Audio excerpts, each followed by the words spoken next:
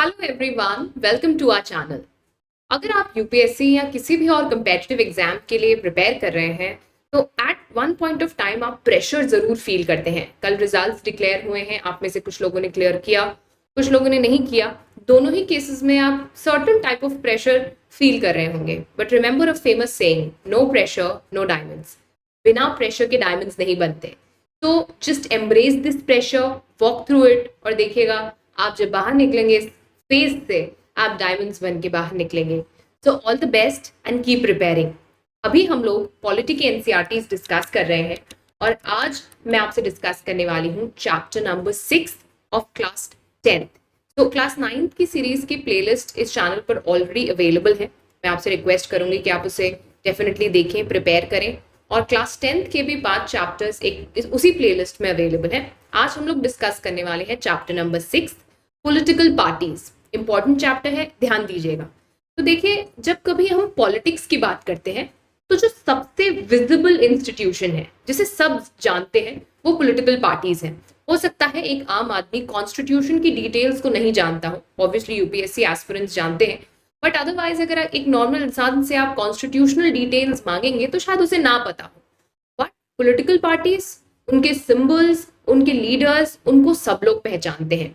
यानी political space में अगर किसी एक ऑर्गेनाइजेशन को सबसे ज्यादा विजिबिलिटी है तो वो पॉलिटिकल पार्टी है। बट याद रखिएगा, इस विजिबिलिटी का हमेशा पॉजिटिव कॉनोटेशन नहीं है। ज्यादातर आप देखेंगे कि लोग पॉलिटिकल पार्टीज को क्रिटिसाइज करते हुए मिलते हैं। XYZ पॉलिटिकल पार्टी बेकार है, इस पॉलिटिकल पार्टी के आने से महंगाई हो जाती है, ये पॉलिटिकल पार्टी सिर्फ अपना सोचती है। So more often than not political parties are mentioned due to certain kind of criticism। तो सबसे पहला सवाल हमारे सामने ये है कि ये पॉलिटिकल पार्टीज आखिर है क्या। तो देखिए, कोई भी रिप्रेजेंटेटिव इलेक्शन क्यों लड़ता है? ताकि वो सरकार बना सके, गवर्नमेंट बना सके, और गवर्नमेंट के थ्रू जो प्रोग्राम्स और पॉलिसीज हैं वो लाकर देश को गवर्न कर सके। सिमिलरली पॉलिटिकल ग्रुप का मतलब ये है जब ऐसे लोग जो चुनाव लड़कर पावर में आना चाहते हैं और पॉलिसीज और प्रोग्राम्स के थ्रू कलेक्टिव गुड, सोसाइटी के गुड के लिए काम करना चाहते हैं, they form a political party. तो बेसिकली पॉलिटिकल पार्टी क्या है? It is a group of people जो साथ आए हैं। क्यों साथ आए हैं? ताकि वो इलेक्शंस कंटेस्ट कर सके, सरकार बना सके, और इस सरकार के थ्रू पॉलिसीज और प्रोग्राम्स लेकर आए फॉर द कलेक्टिव गुड। देखिए, थियोरेटिकली तो ये है, बाकी हम सबको पता है कि कलेक्टिव गुड कितना होता है और इंडिविजुअल गुड कितना होता है, but anyway we are talking about the theoretical definition. अब आप यहाँ पर एक बात ध्यान दीजिए कि ये लोग जो एक तरीके के व्यू पॉइंट्स रखते हैं वही एक पॉलिटिकल पार्टी बना पाएंगे। तो obviously when a political party is form, जो कुछ लोग साथ आते हैं, ये वो लोग हैं जो एक पर्टिकुलर व्यू पॉइंट में बिलीव करते हैं, और उनका ये मानना होता है कि एक बार जब हम इलेक्शंस जीत जाएंगे तो ये पॉलिसीज हम लोग इम्प्लीमेंट करने वाले हैं। देखिए, वर्ड पार्टी का एक रूट वर्ड ही पार्ट है, होल नहीं है। तो party will always represent one side, one part। हम कई लोग बोलते हैं ना कि ये तो उस पार्टी की तरफ है, या ये तो मम्मी की पार्टी की तरफ है, या पापा की पार्टी की तरफ है, मतलब you will be taking sides। इसीलिए हमेशा याद रखिएगा, parties will be partisan। What do you mean by partisan? जब आप किसी एक पर्टिकुलर व्यू पॉइंट, किसी एक पर्टिकुलर थॉट प्रोसेस में बिलीव करते हैं और उसी को डिफेंड करते हैं, तब वर्ड यूज किया जाता है partisan। When you are committed to a viewpoint, when you are committed to a part. अब एक पॉलिटिकल पार्टी में आपको कौन कौन देखने को मिलेगा? There would be leaders. आप कोई भी पॉलिटिकल पार्टी का नाम सोचिए, आपके दिमाग में कुछ लीडर्स जरूर आएंगे। Those would be the face of the party. Then there would be some active members, जिनको हम कार्यकर्ता कहते हैं, और फिर होंगे फॉलोअर्स, यानी कि वो लोग जो उस पॉलिटिकल पार्टी में बिलीव करते हैं। तो अभी तक हमें पॉलिटिकल पार्टी का मतलब समझ में आ गया। अब बात करते हैं पॉलिटिकल पार्टी का काम क्या है, what are the functions of political party. तो देखिए, सबसे पहला फंक्शन जो पॉलिटिकल पार्टी परफॉर्म करती है, that is to contest elections. Yes, क्यों? क्योंकि once this political party is formed, ये अपने कैंडिडेट्स को इलेक्शंस के लिए खड़ा करती है। तो सबसे बड़ा काम क्या है पॉलिटिकल पार्टी का? To contest elections. And obviously once आप उतने नंबर से जीत जाते हैं तो आप गवर्नमेंट बनाते हैं। So remember, that's the first of the work of a political party. आपने देखा होगा ज्यादातर ये जो कैंडिडेट्स के नाम हैं वो टॉप लीडर्स से ही आते हैं। भारत में तो यही कॉन्सेप्ट चलता है कि जो टॉप लीडर्स हैं वो इन नामों का सिलेक्शन करते हैं। किन नामों का? वो लोग जो इलेक्शंस में पार्टिसिपेट करेंगे। सेकंड, पार्टीज अपने पॉलिसीज एंड प्रोग्राम्स को वोटर के सामने रखते हैं। याद करिए, मैंने आपको एक बार इलेक्शन मैनिफेस्टो के बारे में बताया था क्लास 9th की एनसीईआरटीज में, जहां मैंने आपसे कहा था कि इलेक्शन में खड़े होने के वक्त हर पॉलिटिकल पार्टी अपना एक मैनिफेस्टो बनाती है। मैनिफेस्टो का यहाँ पर क्या मतलब है कि हम अगर इलेक्ट हो जाएंगे, अगर आप हमारी सरकार बनाएंगे, तो वो कौन कौन सी चीजें हैं जो हम आपके लिए करेंगे। तो यही होती है आपकी पॉलिसीज एंड प्रोग्राम्स जो वोटर्स के सामने रखे जाते हैं। ऐसा क्यों किया जाता है? Because voters then will have an option. अगर आपको पार्टी ए का मैनिफेस्टो रिलेट कर पा रहे हैं आप, तो आप उसके लिए वोट करिए। अगर आप पार्टी बी के मैनिफेस्टो से रिलेट कर पा रहे हैं, तो आप पार्टी बी के लिए वोट करिए ना। इससे क्या होता है? इससे आपके पास चॉइस होती है, और यही डेमोक्रेसी में सबसे ज्यादा जरूरी है ना। Obviously there would be so many view points. Party में अगर 1000 लोग हैं तो सबके अलग अलग व्यू पॉइंट्स होंगे, बट पार्टी का काम ही ये है कि इन सारे व्यू पॉइंट्स को एक जगह इकट्ठा करके उसे कुछ स्पेसिफिक पॉइंट्स में लोगों तक पहुंचाना। और यही पॉलिसीज, यही मैनिफेस्टो बनता है the root cause of they being a ruling party और ऑपोजिशन पार्टी। क्योंकि अगर आप रूलिंग पार्टी बनेंगे तो आप सरकार बनाएंगे, अगर ऑपोजिशन पार्टी बनेंगे तो आप क्रिटिसाइज करेंगे। Once you become a ruling party, इन्हीं बेसिक पॉलिसीज पे आपको बेस बनाकर काम करना होता है, more often than not. Then political parties play a decisive role in making laws for the country. अब आप कहेंगे मैम आपने तो हमें बताया था कि लेजिस्लेचर लॉ बनाता है। बिल्कुल सही बात है, पर याद कीजिए लेजिस्लेचर में किसका लॉ बनेगा? जो भी रूलिंग पार्टी की सरकार है, यानी ऑब्वियसली सरकार कौन बनाएगा? जिसके पास सबसे ज्यादा नंबर्स हैं। तो कहीं ना कहीं इनडायरेक्टली पार्टी का रोल लॉ मेकिंग में भी आ जाता है, बिकॉज रिमेंबर लेजिस्लेचर में लॉस किसके बनेंगे? उस पार्टी के जो सबसे ज्यादा वोट सिक्योर कर पा रही है। Then parties form and run government. सोचिए अगर इंडिविजुअली लोग खड़े होने लग जाते तो सरकारें कैसे बनती, देश कैसे चलता? पार्टीज का काम ही है कि वो गवर्नमेंट बनाए और गवर्नमेंट चलाएं। नोट करिएगा ये बात। पार्टीज लीडर्स को रिक्रूट करती हैं, उनको ट्रेन करती है।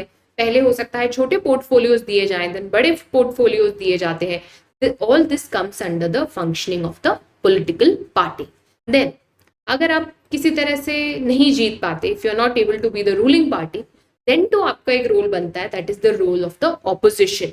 तो वो पार्टी जो सिंगल नेक्स्ट जो है सीट्स गैदर करती है, वो ऑपोजिशन बनती है।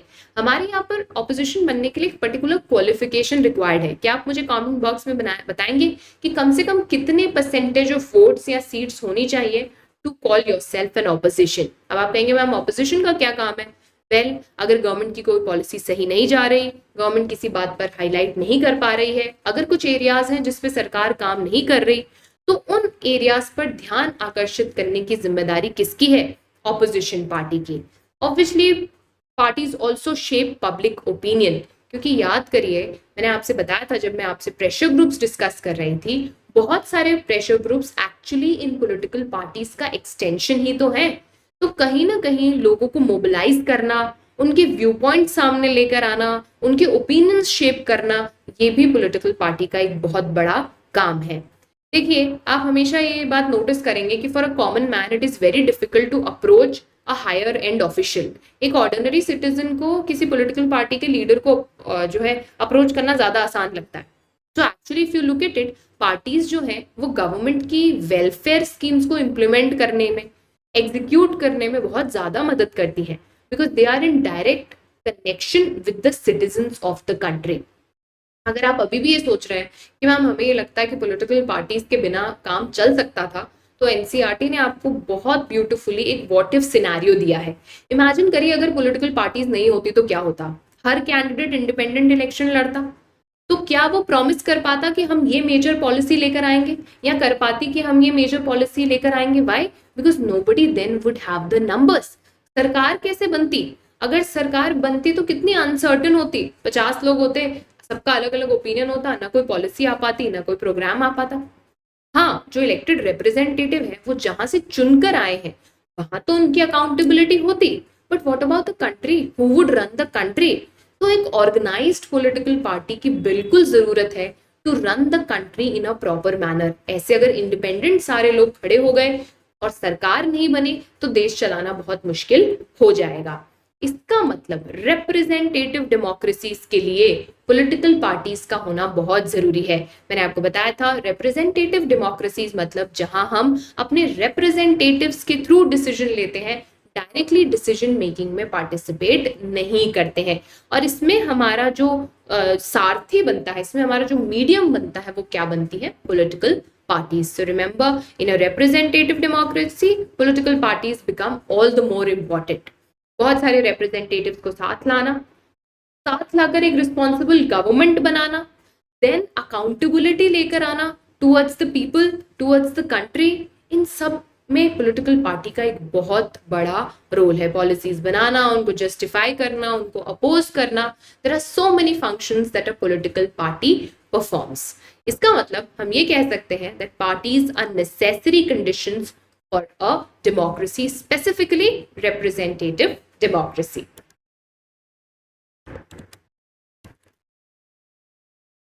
चलिए अब बात करते हैं कि कितनी पॉलिटिकल पार्टीज होनी चाहिए।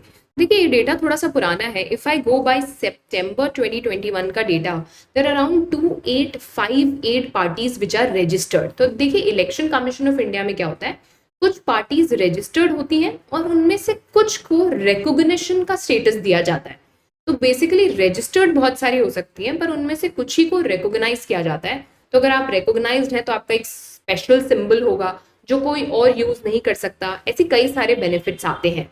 बट अगर मैं रजिस्टर्ड पार्टीज की बात करूं तो 2021 सितंबर 2021 के हिसाब से 2858 रजिस्टर्ड पार्टीज हैं। Just think of it, so many. 8 आपके पास नेशनल पार्टीज हैं, 54 आपके पास स्टेट पार्टीज हैं और बाकी recognised parties, sorry registered parties की कैटेगरी में आते हैं। तो बहुत सारी रजिस्टर्ड होंगी, उनमें से कुछ रिकॉग्नाइज्ड होंगी। अब हम बात करते हैं कितने तरीके के पार्टी सिस्टम्स हो सकते हैं। देखिए सबसे पहले होता है वन पार्टी सिस्टम। आपको नाम से भी समझ में आ गया होगा, जब एक ही पार्टी सरकार चलाती आ रही है, सारा कंट्रोल एक ही पार्टी के पास है और बाकी पार्टीज या तो एग्जिस्ट ही नहीं करती या अगर एग्जिस्ट करती हैं तो कभी जीतती नहीं है, तो don't have fair chance of winning, तब हम उसे बोलते हैं one party system. For example China में हम पढ़कर आए थे क्लास 9th की एनसीईआरटी में कि कम्युनिस्ट पार्टी ही रूल करती आ रही है, it is the only party there. तो वो क्या है? One party system. पर आप खुद सोच के देखिए, हमने वहां भी इसको डिस्कस किया था, क्या डेमोक्रेसी के लिए ये एक हेल्दी प्रैक्टिस है?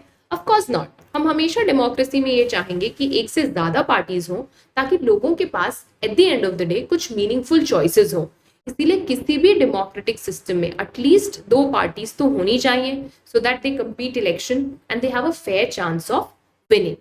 अब देखिए पावर यूजुअली अगर 2 पॉलिटिकल पार्टीज के बीच में रोटेट कर रहा है, यानी कभी एक जीतती है कभी दूसरी जीतती है, अगर और पार्टीज एग्जिस्ट भी कर रही हैं तो उनके जीतने के चांसेस ना के बराबर हैं या उनको सिर्फ कुछ सीट्स मिल जाती हैं। यानी कहने का मतलब है कंपटीशन 2 पार्टीज में है तो उसे कहा जाता है 2 party system, one party system and 2 party system. देखिए यूएस का भी एग्जाम्पल ले सकते हैं, वहां सरकार रिपब्लिकन्स और डेमोक्रेट्स के बीच में रोटेट होती रहती है, तो वहां 2 मेजर पार्टीज हैं, रिपब्लिकन्स एंड डेमोक्रेट्स। ना ऑब्वियसली आजकल वहां बहुत सारी नई पार्टीज भी आ रही हैं। For example there is this green party, there is this natural law party, पर अभी भी उनका जो वोट शेयर है वो उतना सिग्निफिकेंट नहीं है। सिमिलरली अगर आप यूके चले जाते हैं तो 1920s से पहले की अगर मैं बात करूं तो वहां 2 पार्टीज डोमिनेंट थी, कंजर्वेटिव्स एंड लिबरल्स, राइट। अभी जो पार्टीज डोमिनेंट है conservative party and labour party. Again किन 2 के बीच में सरकार रोटेट होती रहती है, इधर कंजर्वेटिव और लिबरल, और या फिर यूएसए में अगर चले जाए तो डेमोक्रेट्स एंड रिपब्लिक्स। तो ये होता है 2 पार्टी सिस्टम। बट अगर भारत जैसे देश की हम बात करें जहां पर बहुत सारी पार्टीज हैं, कईयों को नेशनल पार्टी होने का दर्जा मिला हुआ है और सबका रीजनेबल शेयर है, वोटिंग शेयर है एंड रीजनेबल चांस है टू विन द इलेक्शंस, ऐसे सिस्टम को हम बोलते हैं मल्टी पार्टी सिस्टम। अगर 2 से ज्यादा पार्टीज के पास फेयर चांस ऑफ विनिंग है, they have considerable seat share, तो उसको हम बोलते हैं मल्टी पार्टी सिस्टम। तो हमने क्या क्या डिस्कस करा? 1 party, 2 party and multi party system. जब बहुत सारी पार्टीज जो है मल्टी पार्टी सिस्टम के तहत साथ आती हैं इलेक्शंस जीतने के लिए, देन यू कॉल इट कोalition। हम ये पढ़कर आए हैं पहले भी। लेट्स से आपको सरकार बनानी है लेकिन आपके पास नंबर नहीं है, तो 3 जी बीजेपी के आ गए, 2 कांग्रेस के आ गए, just saying, I know that's not possible, which is giving you an example. तो जब कुछ जो है पॉलिटिकल पार्टीज के लोग मिलकर एक सरकार बनाते, मिली जुली सरकार बनाते, तब हम उसे कोएलिशन कहते हैं। ये कब होता है? जब किसी भी पार्टी को फुल नंबर्स नहीं मिलते, रिक्वायर्ड नंबर्स नहीं मिलते। इसको हम अलायंस या फ्रंट इस नाम से भी जानते हैं। जैसे हमारे पास एनडीए है, नेशनल डेमोक्रेटिक अलायंस, जो कि बीजेपी लेड है, यूपीए है जो कि कांग्रेस लेड है, and we have something known as the Left Front. अब सवाल ये उठता है कि किस तरीके की सरकार बननी चाहिए। क्या एक देश में वन पार्टी सिस्टम होना चाहिए, टू पार्टी सिस्टम होना चाहिए, थ्री पार्टी सिस्टम होना चाहिए, मतलब मल्टी पार्टी सिस्टम होना चाहिए, या फिर कोalition सरकार बननी चाहिए मल्टी पार्टी सिस्टम के थ्रू? देखिए, इसका कोई एक जवाब नहीं है, क्योंकि पार्टी सिस्टम कोई भी देश चुनता नहीं है, ये एवोल्यूशन का प्रोसेस है। समय के साथ हर कंट्री का अपना एक पार्टी सिस्टम डेवलप होता है। ऑब्वियसली इसमें रिफॉर्म्स आ सकते हैं, but at the same time you cannot decide कि कौन सी कंट्री कौन सा पाथ चुनेगी। फॉर एग्जाम्पल, इंडिया में अगर आज मल्टी पार्टी सिस्टम है तो उसके पीछे एक बहुत बड़ा कारण ये है कि हम सोशली और जोग्राफिकली बहुत डाइवर्स हैं। तो 2 या 3 पार्टीज सबके ओपिनियन को सामने नहीं लेकर आ सकती, ना ही सबकी बातों को फोर फ्रंट तक लेकर आ सकती है। इसीलिए इंडिया में खुद ही से ग्रेजुअली क्या डेवलप हो गया? Multi party system. Remember, one party, two party and multi party system. अब बात करते हैं नेशनल पार्टीज की। तो मैंने आपसे पहले भी ये बात डिस्कस करी थी और फिर से मैं आपको बता रही हूँ, वो पार्टीज जो सिर्फ एक फेडरल यूनिट में प्रेजेंट है, जैसे कि सपोज सिर्फ एक स्टेट में या 2 स्टेट में प्रेजेंट है, जिनका दायरा बहुत लिमिटेड है, उनको हम रीजनल पार्टीज कहते हैं। पर वो पार्टीज जो सेंटर में भी हैं, जो बहुत सारी स्टेट में प्रेजेंस है, जिसकी बहुत सारे रीजन में प्रेजेंस है, और ये सब एक दूसरे से जुड़े हुए हैं। सो उनके जो प्रोग्राम्स हैं, पॉलिसीज हैं, जो नेशनल लीडर्स हैं, जो हेड ऑफ द पार्टी हैं, वो सब सेम है, वो एक ही यूनिट है, और अलग अलग स्टेट्स में उनका प्रेजेंस है, सेंटर में भी उनका प्रेजेंस है। ऐसी बड़ी पार्टीज को कहा जाता है नेशनल पार्टीज, राइट? प्लीज एक बात याद रखिएगा, हर एक पार्टी को इलेक्शन कमीशन के साथ रजिस्टर करना पड़ता है। इसीलिए मैंने आपसे कहा रजिस्टर्ड पार्टीज ज्यादा होती हैं। ऑब्वियसली जो कमीशन है वो सारी पार्टीज को इक्वली ट्रीट करता है, बट कुछ पार्टीज को स्पेशल फैसिलिटीज दी जाती हैं, जैसे कि कोई एक यूनिक सिंबल हो गया। मैंने आपसे कहा वो सिर्फ उस पार्टी के ऑफिशियल कैंडिडेट्स यूज कर सकते हैं और कोई यूज नहीं कर सकता। ऐसी स्पेशल पार्टीज को कहा जाता है रिकॉग्नाइज्ड पार्टीज। तो रिमेंबर, रजिस्टर्ड पार्टीज बहुत सारी होंगी, उनमें से कुछ रिकॉग्नाइज्ड पार्टीज होंगे। अब रिकॉग्नाइज कैसे? या तो आपको नेशनल पार्टी रिकॉग्नाइज किया जाएगा, या फिर स्टेट पार्टी रिकॉग्नाइज किया जाएगा, या फिर रीजनल पार्टी टैग दिया जाएगा that you are a national party और you are a regional party, right? अब देखिए, इसके लिए भी ना रूल है, एक क्वालिफिकेशन है, और यहां से क्वेश्चन आता है, ध्यान दीजिएगा। अगर आपको if you want to be qualified, if you want to be recognised as a national party, देखिए इसके लिए क्या रूल है। A party that secures at least 6% of the total votes in an election to legislative assembly। अभी हम बात करें state party की या फिर रीजनल पार्टी की। तो जिस स्टेट से आप इलेक्शन लड़ रहे हैं, सबसे पहली बात, you should at least get 6% of the total votes to the legislative assembly। उस legislative assembly के लिए जितने भी वोट्स पड़े, उसमें से आपके पास 6% वोट्स होने चाहिए, plus at least 2 seats, so 6% votes in the legislative assembly and at least 2 seats। अगर आपको 6% वोट्स और कम से कम 2 सीट्स मिली हैं, तब आप कह सकते हैं that you are eligible to be a state party। Remember, 6% of votes and 2 seats, 2 would be the number seats and 6% would be the votes। अब ऐसे ही आपके पास कम से कम 6% वोट्स होने चाहिए लोकसभा में नेशनल पार्टी बनने के लिए, या फिर जो असेंबली इलेक्शंस हैं उसमें से कम 4 स्टेट्स। रिमेंबर, नेशनल लेवल पे अगर मैं बात करूं तो 6% of the total votes in Lok Sabha में जितने वोट्स पड़े उसके अगर आपके पास 6% आ रहे हैं, अगर ये नहीं हो पा रहा है, तो कम से कम जो असेंबली इलेक्शंस हुए, यानी जो स्टेट्स के लिए इलेक्शन हो रहे हैं, उसमें से कम 4 स्टेट्स में you should have 6% of the votes. तो ईच स्टेट, ए स्टेट में 6%, बी स्टेट में 6%, सी स्टेट में 6% एंड डी स्टेट में 6%। एंड ये तो और हो गया, कि या तो 6% ये ले आओ आप, या फिर 4 स्टेट्स में 6% ले आओ, और उसके साथ साथ you must have at least 4 seats in Lok Sabha. अगर ये क्वालिफिकेशन आप मीट कर रहे हैं, then you can call your self as a national party. Very important, याद रखिएगा, a party that secures at least 6% of the total votes in Lok Sabha election. या तो आप जितने लोकसभा इलेक्शन में वोट्स आए उसके 6% ले आइए, या फिर जो असेंबली इलेक्शंस हुए उसमें कम से कम 4 स्टेट्स में आपके पास 6% वोट होना चाहिए, एंड इसके साथ साथ you should have at least 4 seats in Lok Sabha. तब आप रिकॉग्नाइज किए जाएंगे as national party. This is very important, please याद रखिएगा। इस तरह से आप स्टेट पार्टी या नेशनल पार्टी का दर्जा पाते हैं। तो आज की डेट में there are 8 national parties. NCERT में आपको 7 दे रखी हैं। Let me know in the comment box 8th कौन सी है जिसको रिकॉग्निशन मिला था 2019 में। I will wait for your answer. तो देखिए, एज सच ये आपके इतने इंपॉर्टेंट नहीं है, इन द सेंस आपसे कोई ऐसे नहीं पूछेगा कि ये पार्टी किसने फॉर्म की थी, unless and until of course you are giving one day exams, तो वहां ये पूछा जाता है। But we should have a fair idea, थोड़ा बहुत हमें पता होना चाहिए ताकि जो आर्टिकल्स आते हैं they make some sense to us. Parties का आपको थोड़ा सा आइडिया होना चाहिए कौन सी पार्टी कहाँ पर है, you know, so that if you have an interview question etcetera आप उसको आंसर कर पाए। तो जैसे कि हमारे पास है all India Trinamool Congress, which is under the leadership of Mamata Banerjee. ये सिंबल फ्लावर एंड ग्रास का सिंबल है, एंड ऑब्वियसली जो मेजर वर्क एरिया है that is West Bengal, but national party है। बहुत सारी जगहों पर और भी इसकी प्रेजेंस है, Arunachal Pradesh, Manipur, Tripura, right. Central elections में भी हमने देखा था इनका अच्छा रोल था। इन द सेंस जब कोलिशन पॉलिटिक्स भारत में चल रही थी तो Trinamool Congress was at forefront. Bahujan Samaj party, talking about Bahujan Samaj party, works under the form was formed under the leadership of Kanshiram ji, and the idea was upliftment of Bahujan Samaj, जिसमें Dalit, Adivasi, OBC, religious minorities ये सब आते हैं। जो बेस है इस पार्टी का वो एवरीबडी नोज उत्तर प्रदेश है, बट आज की डेट में they have good presence in Madhya Pradesh, Chhattisgarh, Uttarakhand, Delhi and Punjab. Now Bharatiya Janata party, Shyama Prasad Mukherjee द्वारा इसको फॉर्म किया गया था। हम जानते हैं कि it is the ruling party age of today. It takes inspiration from ancient culture and values. Deendayal Upadhyay ji का जो आइडिया था of integral humanism and Antyodaya, यानी जो लास्ट पर्सन है वहां तक फायदा पहुंचना चाहिए चीजों का, एंड कल्चरल नेशनलिज्म, ये कुछ इंस्पायर्ड आइडियाज हैं जिस पर बीजेपी काम करता है।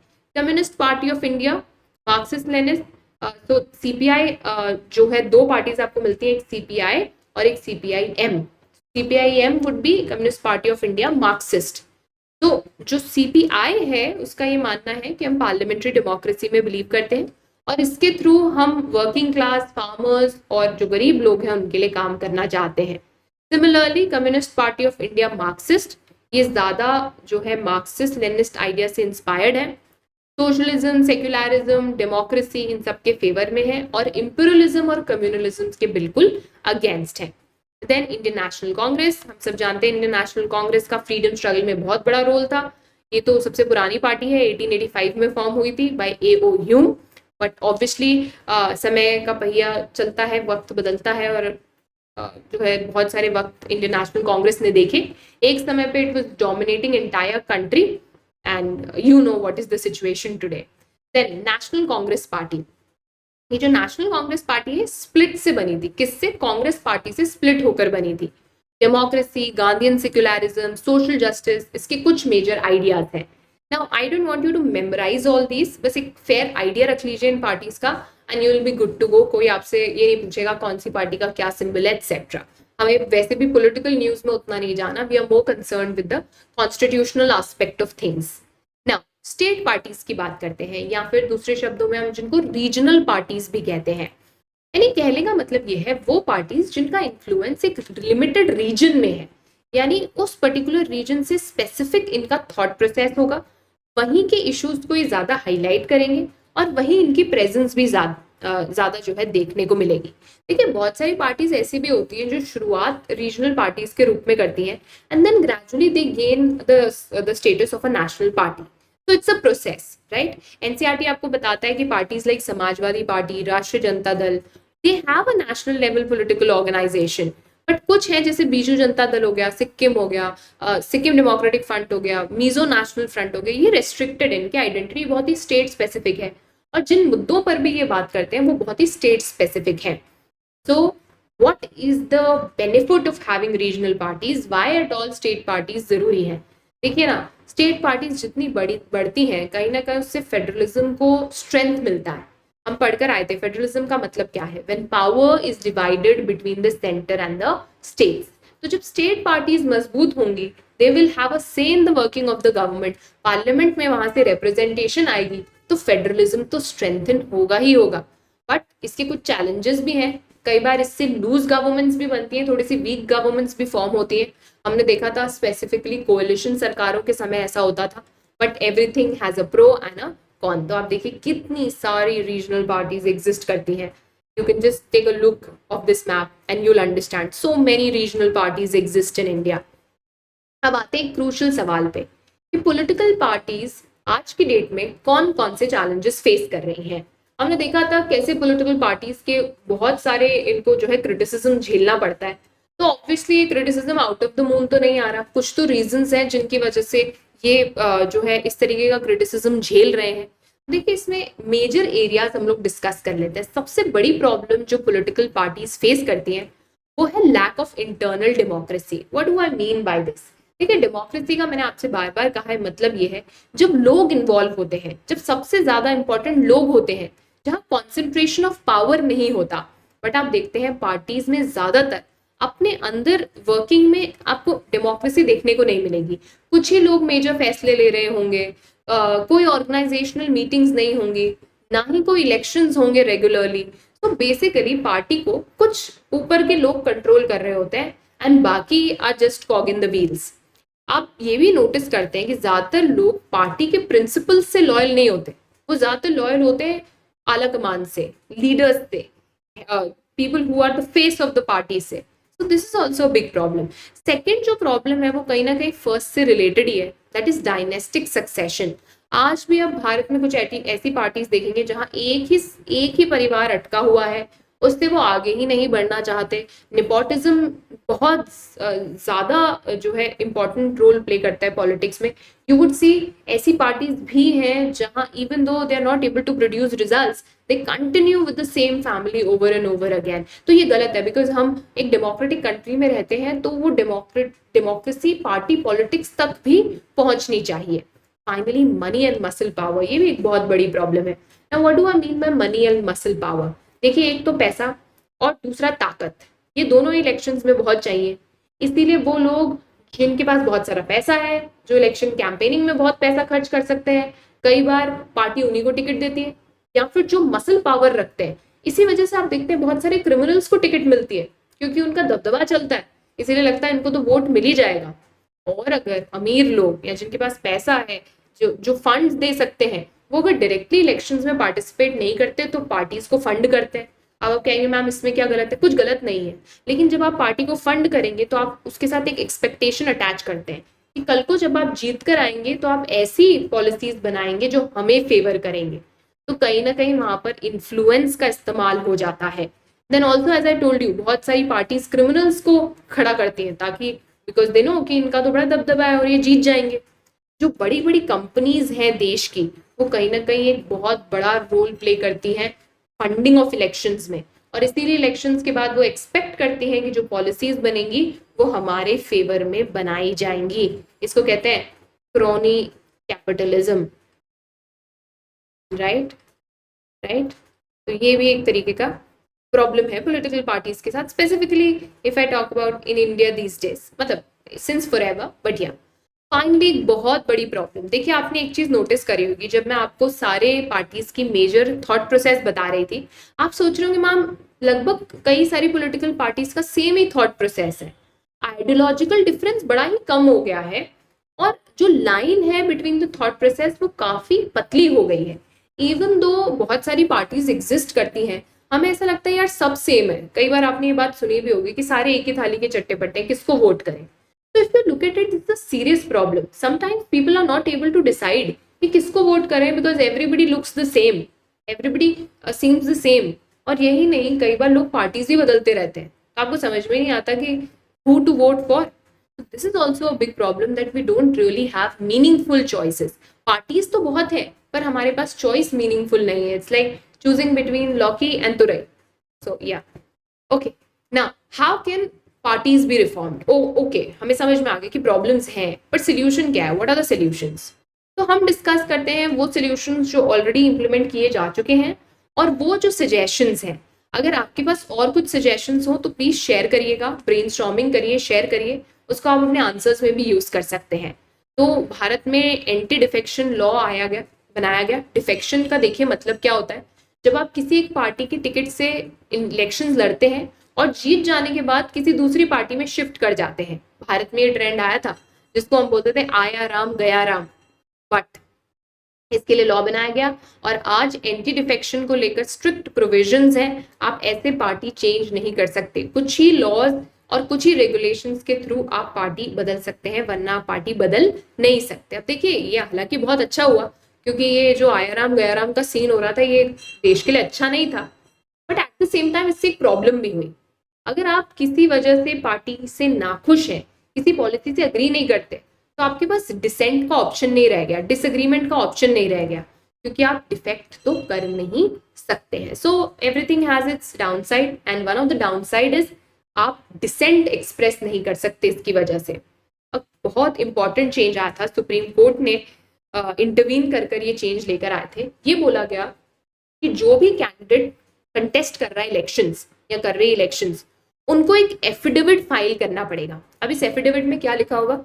उनको डिक्लेयर करना पड़ेगा कि मेरी ये प्रॉपर्टी है, मेरे ये असेट्स हैं, और आज की डेट में मेरे खिलाफ ये क्रिमिनल केसेस पेंडिंग है। देखिए, ये क्यों किया गया? ट्रांसपेरेंसी लेकर आने के लिए। वोटर को ऑलरेडी पता होगा कि ओके, आज इनके पास असेट इतना है, आप 5 साल बाद देख सकते हैं कि 1 करोड़ का 100 करोड़ कैसे हो गया, यू कैन क्वेश्चन। या फिर क्रिमिनल रिकॉर्ड है तो आप चॉइस कर सकते हैं कि मुझे इनके लिए वोट करना है या नहीं करना है। तो obviously this is a great system, पर इसमें भी प्रॉब्लम क्या है?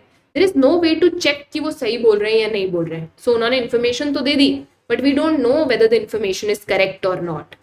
एक और ऑर्डर इलेक्शन कमीशन लेकर आया था कि आपको अपने अंदर, पॉलिटिकल पार्टी के अंदर ऑर्गेनाइजेशनल इलेक्शंस कराने पड़ेंगे, ताकि पार्टी डेमोक्रेटिक हो सके। ऐसा नहीं चलेगा कि सालों से कोई एक प्रेसिडेंट बन रहा है तो बनता ही जा रहा है, there is no change. There should be certain elections to your organisation also, and you have to also file your income tax return. ये तो हो गया जो अभी तक किया गया है। आगे के लिए देखिए क्या सजेशंस दिए गए हैं। एक सजेशन ये आता है कि एक लॉ होना चाहिए जिससे हम ना इंटरनल अफेयर्स जो है कंट्रोल कर सकें। जैसे पॉलिटिकल पार्टीज को एक रजिस्टर बनाना चाहिए अपने मेंबर्स का, उनका खुद का एक कॉन्स्टिट्यूशन होना चाहिए, और एक इंडिपेंडेंट अथॉरिटी होनी चाहिए जो अगर पार्टी के अंदर कोई डिस्प्यूट हो रहा है तो उसमें जजमेंट दे सके, राइट। एंड जो हाईएस्ट पोस्ट है, आप समझ रहे हैं, जो टॉप पोस्ट है, उनके लिए इलेक्शंस ओपन होने चाहिए। ट्रांसपेरेंटली हमें पता होना चाहिए कि उन इलेक्शंस का प्रोसीजर कैसे हो रहा है। देन एक बहुत इंपॉर्टेंट सजेशन आया था कि पॉलिटिकल पार्टीज के लिए मैंडेटरी कर देना चाहिए कि एक certain percentage of tickets women candidate को दी जाएगी। ऑब्वियसली पार्लियामेंट में एक बिल पेंडिंग है for reservation of seats in Lok Sabha, but ये भी एक सजेशन था कि क्यों ना पॉलिटिकल पार्टीज कम से कम 1/3 सीट्स विमेन को दें। ऐसे एक बहुत important suggestion, state funding of election, पहले भी मैंने आपसे डिस्कस करा है। देखिए, इलेक्शन में पैसे का बहुत ज्यादा इस्तेमाल होता है, और इसीलिए जिसके पास जितना ज्यादा पैसा, वो अपना इन्फ्लुएंस ज्यादा एक्सर्ट कर पाते हैं। तो क्यों ना ऐसा किया जाए, एक इसमें सजेशन दिया जाता है कि इलेक्शंस को स्टेट फंड करें, यानी सरकार पैसा दे और उसी पैसे में आपको अपना इलेक्शन लड़ना है। या तो पैसा दे, या फिर जो रिसोर्सेज रिक्वायर्ड हैं जैसे पेट्रोल, पेपर, टेलीफोन, माइक, ये सब प्रोवाइड कर दे। अब किस बेसिस पे कैश देगी? पिछली बार आपको जितने वोट्स मिले थे, जिस पार्टी को जितने मिले थे, उस हिसाब से आपका जो कैटेगराइजेशन है, उस हिसाब से आपको स्टेट फंड करे। ऑब्वियसली ये सुनने में ठीक लगता है, बट इसके भी अपने प्रॉब्लम्स हैं। जैसे हमारे पास क्या इतना पैसा है? Do we have so much in our exchequer? इतने सारे इलेक्शंस होते हैं हमारे यहाँ पर, कितनों की आप स्टेट फंडिंग करेंगे? तो ये एक रियल चैलेंज है। आप मुझे बताइएगा, आप स्टेट फंडिंग ऑफ इलेक्शंस के बारे में क्या सोचते हैं, and let me know in the comment box. एक और सजेशन आया था, रादर इसके लिए एक कदम भी बढ़ाया गया था, that is RTI for political parties, कि पॉलिटिकल पार्टीज पर आरटीआई एप्लीकेबल होना चाहिए। सारी पॉलिटिकल पार्टीज एक हो गई जब आरटीआई की बात आई, और सबने ये रिजेक्ट कर दिया कि नहीं, पॉलिटिकल पार्टीज पे आरटीआई नहीं हो सकती। व्हाट डू यू थिंक, क्या political party should come under the belt of RTI और नॉट? देखिए ये सारे ना लीगल सॉल्यूशंस हैं जो कि सुनने में बहुत अच्छे लगते हैं, पर हमें ये सोचना पड़ेगा कि ये क्या सच में हमारी पॉलिटिकल प्रॉब्लम सॉल्व कर सकते हैं। मैं बताती हूँ क्यों। एनसीईआरटी ने एक बहुत ब्यूटीफुल लाइन कही है, over regulation of political parties can be counter productive. बिल्कुल ऐसा हो सकता है। Why do I say that? Understand this. देखिए, जब आप एक पर्टिकुलर एरिया में कोई एक चीज बैन करते हैं, उस पर एकदम स्ट्रिक्ट लॉ लगा देते हैं। फॉर एग्जाम्पल, इंडिया में एक ऐसा समय था जब इनकम टैक्स रेट 90% के ऊपर थी, पर टैक्स कलेक्शन हो ही नहीं रहा था, क्योंकि जब आप इतनी बड़ी टैक्स रेट लगा देंगे तो कोई भी टैक्स पे ही नहीं करेगा, वो तरीका ढूंढेंगे टैक्स चोरी करने का। तो जब बहुत ज्यादा आप रेगुलेशन लगा देते हैं ना, तो वो काउंटर प्रोडक्टिव हो जाता है, क्योंकि लोग फिर वहां पे पतली गली से निकलने का रास्ता ढूंढते हैं। They would try to use some unfair means, करना तो है ही वो। तो अब वो कैसे करेंगे? लॉ को चीट करके। तो अगर आप पॉलिटिकल पार्टीज पे रेगुलेशंस लगा रहे हैं तो आपको बहुत केयरफुल होना पड़ेगा कि वो रेगुलेशन हो, ओवर रेगुलेशन ना हो, वरना वो काउंटर प्रोडक्टिव भी हो सकता है। There are various other ways जिससे हम पॉलिटिकल पार्टीज को कंट्रोल कर सकते हैं obviously, and one of them is आप उनको नेक्स्ट इलेक्शन में वोट ना करें। देखिए, क्वालिटी ऑफ डेमोक्रेसी इस बात पे डिपेंड करती है कि लोग कितना पार्टिसिपेट कर रहे हैं। Public participation is very very important. Obviously आप किसी भी तरीके की पॉलिटिक्स को चेंज नहीं कर सकते अगर ऑर्डिनरी सिटीजन उसमें पार्ट नहीं ले रहे। सिर्फ बाहर से बैठकर क्रिटिसाइज करना is not the solution of the problem. So this is about political parties. I hope आपको ये चैप्टर समझ में आया। All the best and happy learning.